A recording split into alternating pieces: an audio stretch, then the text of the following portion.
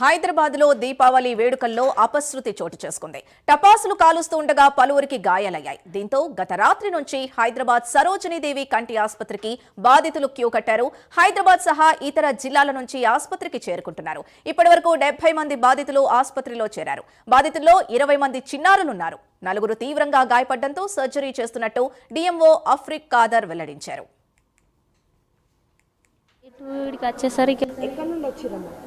మాది గ్రామం పొద్దుటూరు మండలం శంకర్పల్లి. మా హస్బెండ్ని తీసుకొచ్చారు. అయితే ఆయన డ్యూటీకి వెళ్తున్నాడు. డ్యూటీకి వెళ్తుంటే మోకిల తాండా దగ్గర ఇట్లా బాంబులు వేలుస్తురుగా టపకాయలు, అది వచ్చి కన్నుకు తగిలిందంట. నేను ఇప్పుడే వచ్చిన. నైట్ మొత్తం మా మరిది వాళ్ళు చూసుకున్నారు. ఇప్పుడు మేడం వచ్చినాక చెప్తామంట అని చెప్పిరంట. అంతే. ఇక నాకు లేదు, ఇదే ఫస్ట్ టైం ఆయనకు జరగడం. మాది గ్రామం పొద్దుటూరు మండలం శంకర్పల్లి. మా హస్బెండ్ని తీసుకొచ్చారు. అయితే ఆయన డ్యూటీకి వెళ్తున్నాడు. డ్యూటీకి వెళ్తుంటే మోకిల తాండా దగ్గర ఇట్లా బాంబులు వేలుస్తురుగా టపకాయలు, అది వచ్చి కన్నుకు తగిలిందంట. నేను ఇప్పుడే వచ్చిన. నైట్ మొత్తం మా మరిది వాళ్ళు చూసుకున్నారు. ఇప్పుడు మేడం వచ్చినాక చెప్తామంట అని చెప్పిరంట. అంతే. ఇక నాకు లేదు, ఇదే ఫస్ట్ టైం ఆయనకు జరగడం.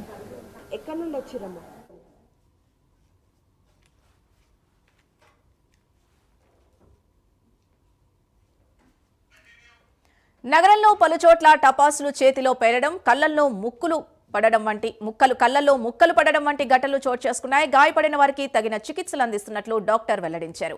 ఇంకా కేసులు వచ్చినా చికిత్స చేయడానికి పూర్తి సన్నాహాలు చేశామని తెలిపారు. మరోవైపు టపాసుల వల్ల గాయాలైన బాధితులు పలు ప్రైవేటు కంటి ఆసుపత్రుల్ని కూడా ఆశ్రయిస్తున్నారు.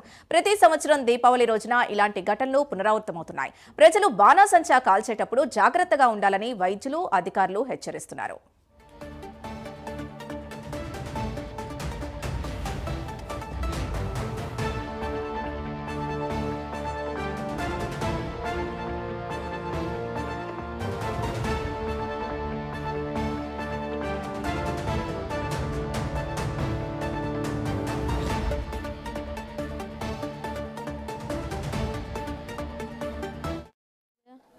మాది కామారెడ్డి. ఎవరి కోసం వచ్చారు? మా బాబు కోసం. ఆయన టపాకులు కాలంగా కన్నుకు తగిలింది. ఇది ఏ పొర అనేది, నల్ల పొర అనేది ఇట్లా పచ్చపచ్చలైంది లోపల. నైట్ వీడికి వచ్చేసరికి అంటే 3:30 అయింది మేడం. మరి మీరు టపాకులు కాల్చేటప్పుడు మీరు లేరా అక్కడ? ఉన్నాం మేడం. అది బయటకు పడేయపోయిండు. పోవడానికి మళ్ళీ అయినా రిటర్న్ తలుగుతుంది అనుకోలేడు. ఆయనతో పడేయపోయిండు. అదే రిటర్న్ వచ్చి తలిగేసరికి మమ్మీ రక్తం బ్లడ్ వస్తుందని వచ్చేసిండు ఇక దగ్గరికి. మొత్తం ఇక బ్లడ్ నీళ్ళు బాగా వచ్చేసినాయి. రాగానే ఇక నమ్మకుండా బాన్స్వాడ నుంచి నిజామాబాద్ పంపించారు. నిజామాబాద్ నుంచి ఇక్కడికి వచ్చినాం మేడం. ఇక్కడికి పంపించారు. ఏమంటున్నారు మరి డాక్టర్లు? ఏమంటున్నారు? ఇక్కడ ఆపరేషన్ చేస్తామని అన్నారు మేడం. చేస్తామన్నారు. స్టాఫ్ ఎట్లా చూసుకుంటున్నారు? మంచిగా చూసుకుంటారు మేడం. బాగుంది మేడం. మేడం కన్ను చూపు అయితే ఆపరేషన్ చేస్తాం కానీ చూపు చెప్పలేము, మీ అదృష్టం అని అన్నది. ఎక్కడ నుండి వచ్చారు? మేము శంకర్పల్లి మండల్ పొద్దుటూరు విలేజ్. ఏమైంది అసలు? ఆయన మిషన్ బగ్రా డ్యూటీ చేస్తాడు. నైట్ డ్యూటీ దాన్ని పోతుంటే మోగిలే తండ నీళ్ళు ఇప్పనికి పోతుంటే మోగిలే కాడ మార్వాడి షాపులు రోడ్డు మీద పెద్దగా పెట్టేటాలకు అది వచ్చి టక్కున తగిలి కన్ను డ్యామేజ్ అయ్యింది. రాత్రి ఏమన్నారంటే ఇప్పుడు 9కు మేడం వస్తే చెప్తామని అన్నారు. ఏమనలేదు.